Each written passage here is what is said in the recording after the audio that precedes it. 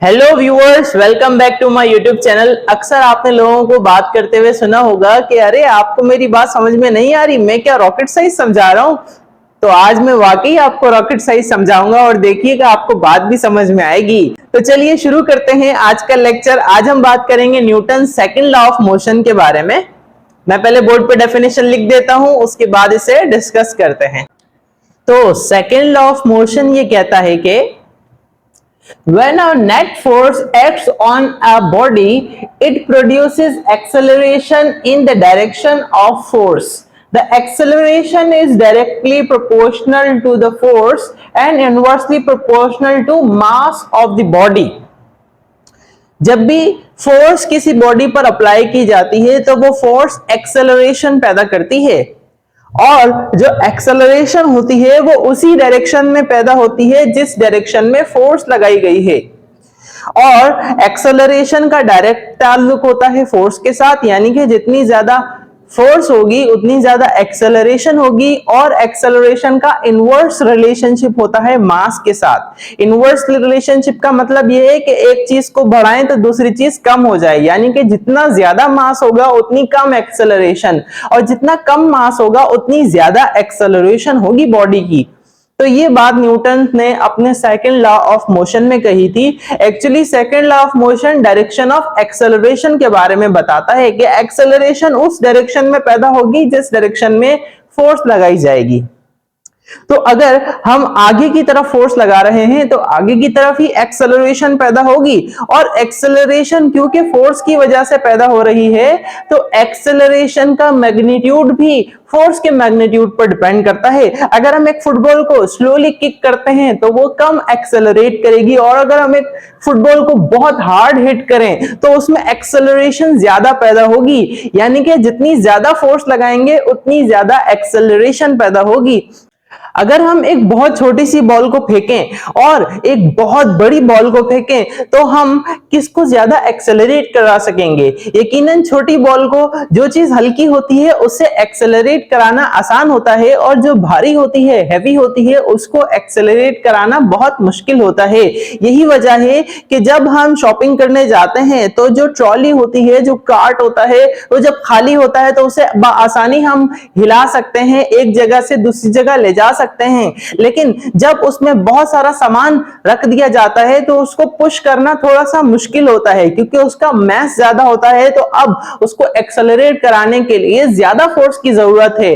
तो जितना ज्यादा मास होगा उतनी ज्यादा उस पर फोर्स लगानी पड़ेगी सेम एक्सेलरेशन प्रोड्यूस करवाने के लिए। अगर मैं एग्जांपल के तौर पे समझाऊं तो देखिए, अगर दो मासेस सेम हैं, m1 और ये m2, अगर m1 है 10 kg और m2 भी 10 kg है, और अगर हम इस पे लगाते हैं फोर्स 20 न्यूटन की और इस पर हम फोर्स लगाते हैं 5 न्यूटन की, सो सेम मासेस हैं, इस पे फोर्स ज्यादा लग रही है और इस पे फोर्स कम लग रही है, तो किसमें ज्यादा एक्सेलरेशन पैदा होगी? जिसमें फोर्स ज्यादा लग रही है उसमें एक्सेलरेशन भी ज्यादा होगी, और इसमें फोर्स कम लग रही है तो इसमें एक्सेलरेशन कम पैदा होगी। अगर हम मासेस को डिफरेंट कर दें, यानी कि अगर यहां पर हम 1 kg का मास लें और यहां पे हम 15 kg का मास लें, अगर हम इस पे फोर्स लगा रहे हैं 10 न्यूटन और इस पर भी फोर्स लगा रहे हैं 10 न्यूटन, एक 1 kg का मास है और एक 15 kg का मास है, दोनों पे एक जितनी फोर्स लगा रहे हैं। यहां पर फोर्स का मैग्नीट्यूड सेम है लेकिन मैसेज अलग अलग है, तो क्या एक जितनी एक्सेलरेशन ही पैदा होगी? नहीं, जिस पे कम मास है उस पे उतनी ही फोर्स लगाने पर ज्यादा एक्सेलरेशन पैदा हो रही है, और जिसका मास ज्यादा है, हैवी ऑब्जेक्ट है, तो उस पे उतनी ही फोर्स लगाएंगे तो उतनी एक्सेलरेशन पैदा नहीं होगी बल्कि कम एक्सेलरेशन पैदा होगी। तो जिसका मास ज्यादा होता है उसमें एक्सेलरेशन कम पैदा होती है, और जिसका मास कम होता है उसमें एक्सेलरेशन ज्यादा पैदा होती है। अगर हम इसे मैथमेटिकली देखें तो कुछ रिलेशन इस तरह से बनता है कि acceleration is directly proportional to force, यानी कि एक्सेलरेशन जितनी ज्यादा होगी उतनी ज्यादा फोर्स लगानी पड़ेगी। अगर आपने कम फोर्स लगाई है तो एक्सेलरेशन भी कम होगी। और acceleration is inversely proportional to mass, यानी कि जिसका मास ज्यादा होगा उसमें एक्सेलरेशन कम पैदा होगी। हेवियर ऑब्जेक्ट जिसका मास ज्यादा होता है उसमें एक्सेलरेशन कम पैदा होगी। अगर हम इन दोनों रिलेशनशिप को कंबाइन कर लें, this is relation 1 and this is relation 2, so by combining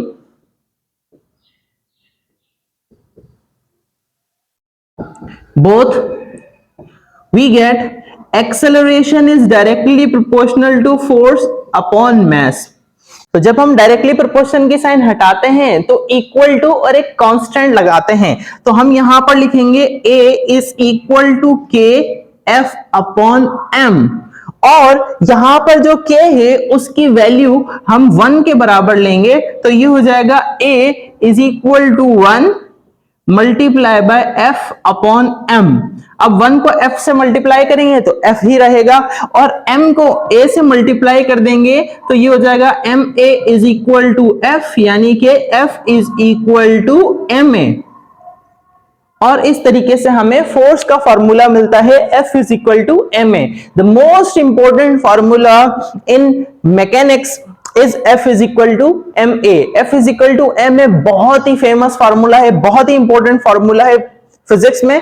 तो F is equal to ma ये बताता है कि अगर हम मास को एक्सेलरेशन से मल्टीप्लाई कर दें तो ये फोर्स के बराबर होगा। तो product of mass and acceleration is equal to force. और अगर हम यहां पर F is equal to M A को डिस्कस करें, तो अगर 1 किलोग्राम का मास है और 1 किलोग्राम के मास को हम फोर्स लगाते हैं और वो एक्सेलरेट होता है और उसमें 1 मीटर पर सेकेंड स्क्वायर की एक्सेलरेशन पैदा हो जाए, तो उस पे जो फोर्स लगाई गई है वो 1 न्यूटन की होगी। 1 किलोग्राम मीटर पर सेकेंड स्क्वायर 1 न्यूटन के बराबर होता है। तो किलोग्राम मीटर पर सेकेंड स्क्वायर को हटाकर न्यूटन लिख सकते हैं, और न्यूटन क्योंकि साइंटिस्ट के नाम पर इसका यूनिट रखा गया है इसलिए ये n हमेशा हम कैपिटल लिखेंगे, और जब हमें पूरा वर्ड्स में लिखना होगा न्यूटन तो हम स्मॉल लेटर्स में लिखेंगे। So unit of force is Newton and it is denoted by capital N।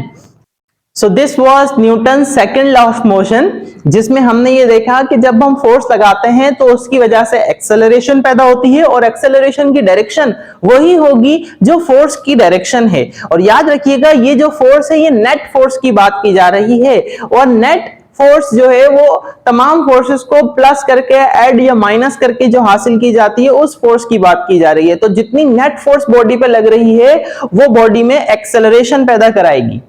तो अब बात करते हैं रॉकेट के पीछे साइंस की। तो जब रॉकेट का फ्यूल बर्न होता है जो कि 80% ऑफ द मास होता है, तो जब रॉकेट का फ्यूल बर्न होता है तो वो बहुत तेजी से गैसेस को नीचे की तरफ पुश करता है, और जिसके नतीजे में रॉकेट ऊपर की तरफ जाने लगता है।